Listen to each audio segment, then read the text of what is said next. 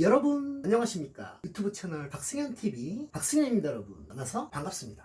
오늘은 하체 운동인 스쿼트를 배워보는 시간을 가질 건데요. 자세는 2부에서 배우고 오늘은 수직 저항 원리에 대해 배워보는 시간을 가져보겠습니다. 많은 사람들이 스쿼트를 할 때 무릎과 허리에 통증을 느끼고 부상을 당하기도 합니다. 내려가는 구간에서 앞으로 넘어질 것 같으니까 반절도 앉지 못하고 일어나 버리고 맙니다. 중심을 못 잡고 허리와 무릎에 통증을 느끼는 원인은 무엇일까요? 바벨을 목에다 걸기 때문입니다. 보다 쉽게 이해하기 위해 저희 어머니를 모셔왔습니다. 안녕하세요. 자, 일단 편안하게 주저앉습니다. 이 상태에서 몸을 최대한 세워봐요. 아니 몸을 이렇게 세우라고. 그렇지. 편안하게 앉은 상태에서 몸을 세우고 목을 눌러보겠습니다. 수직으로 누르고 일어난다고 생각을 한번 해보세요. 어떻게 되나요? 목을 누르니까 아무리 몸을 세워도 엉덩이가 먼저 들리면서 허리가 누르는 손을 들어 올리게 됩니다. 허리가 아프겠죠? 허리가 어때? 목만 아픈데요. 목을 누르니까 응. 이렇게 몸이 숙여지잖아. 응. 숙여지고 궁뎅이가 들려. 그렇지. 어쩔 수가 없는 거지. 네. 하지만 완전히 주저앉은 상태에서 이번에는 몸통을 눌러보겠습니다. 똑같이 몸을 세우고 목이 아닌 몸통을 누르고 일어나요. 몸통을 누르고 일어날 때는 몸은 중심을 쉽게 잘 잡고 하체로 일어나게 되는 것입니다. 몸통을 누르고 일어날 때는 어땠어, 느낌이? 모르겠는데. 아니 그러니까 아까는 허리로 일어나잖아. 그냥 일어난 거. 그죠. 그냥 편안하게 이제 일어나게 되는 것이죠. 이제 끝났어요. 감사합니다. 여러분이 앉은 상태에서 아무리 몸을 일으키려고 해도 목에 걸린 바벨이 발의 중심보다 앞에 있는데 들 수가 없는 겁니다. 여러분이 힘이 없는 게 아니에요. 앞으로 넘어질 수밖에 없으니까 결국에는 반만 앉게 되는 겁니다. 연습량이 부족한 문제랑 아무런 관계가 없는 겁니다. 중심이 앞으로 쏠리면 앞으로 넘어진다는 거는 모르는 사람이 없습니다.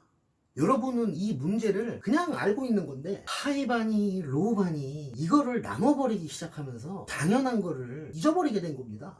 바벨을 목에 걸고 하는 게 잘못됐다는 소리가 아닙니다. 모든 물체는 수직으로 저항합니다. 중심점을 잡지를 못하면 그냥 운동이 안 되는 겁니다. 무릎과 허리로 들 수밖에 없는 곳에 바벨을 올려놓고 하니까 무릎과 허리가 아플 수밖에 없는 겁니다. 앞다리는 계속 무릎을 펴대는데 뒷다리는 구부리지를 못하니까 무릎을 잡지를 못하고 당연히 다치게 되는 겁니다. 그냥 익스텐션을 하세요. 스쿼트는 앞다리와 뒷다리가 모두 사용되어야 하는 하체 운동이지 무릎과 허리 운동이 아닙니다. 그렇게 자꾸 무릎을 꺾어대면 질럿다리가 돼버릴 겁니다.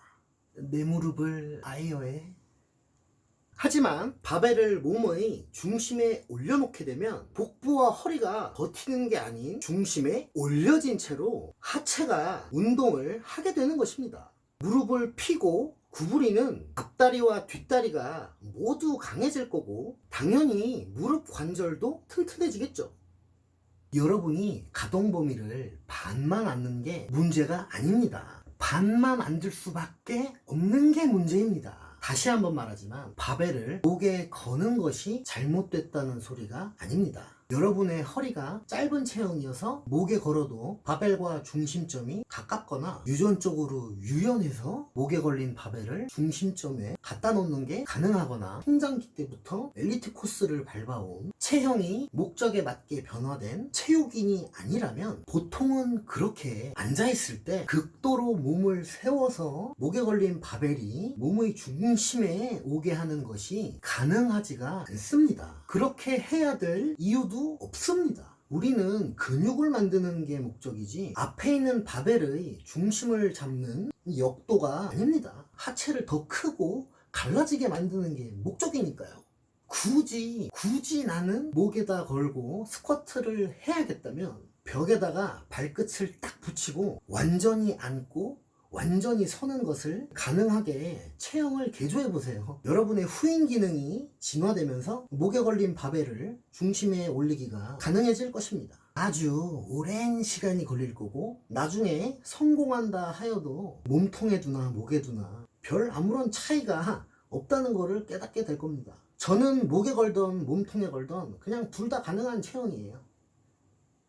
여러분이 하체뿐만이 아니라 모든 운동을 부분 반복을 하던 완전 반복을 하던 중심점을 몸에다 멀리 두고 근육을 쓸 수 없는 상태로 운동을 하는 게 문제라는 겁니다. 무조건 틀리다는 고정관념에 묶여서 남을 배척시키고 의견을 묵살하고 매장하면서 내가 더 성장할 수 있는 기회를 스스로 놓치고 그런 분위기를 만들고 있는 지금 문화가 저는 많이 안타깝습니다. 너무나도요. 한번 해보고 안 맞으면 그냥 안 하면 그만인데 이 운동 하시는 분들이 이 프라이드랑 자존심이 너무 세다 보니까 자기는 그렇게 쭉 해왔고 이렇게 가르쳐 왔는데 감히 내가 틀렸다고 막 하면서 여기저기 막 자료를 찾아와갖고 그냥 이게 틀리다는 걸 증명하려고 막 노력을 해요.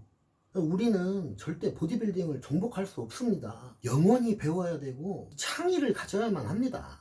한국이 유독 큰 나무 아래 큰 나무가 크지를 못합니다. 이 스승님이 한 명 딱 있고 밑에 제자들이 쫘라라락 있어요. 근데 스승님을 뛰어넘는 제자가 한 명도 없어요. 계속 PTB 내면서 밑에서 막 몇 년 썩는 겁니다.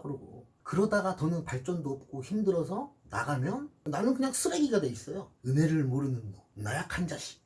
자기가 돈 내면서 원판 셔틀하고 뒤에서 숫자 세고 물 떠다가 먹여주는 나라는 우리나라밖에 없을 겁니다.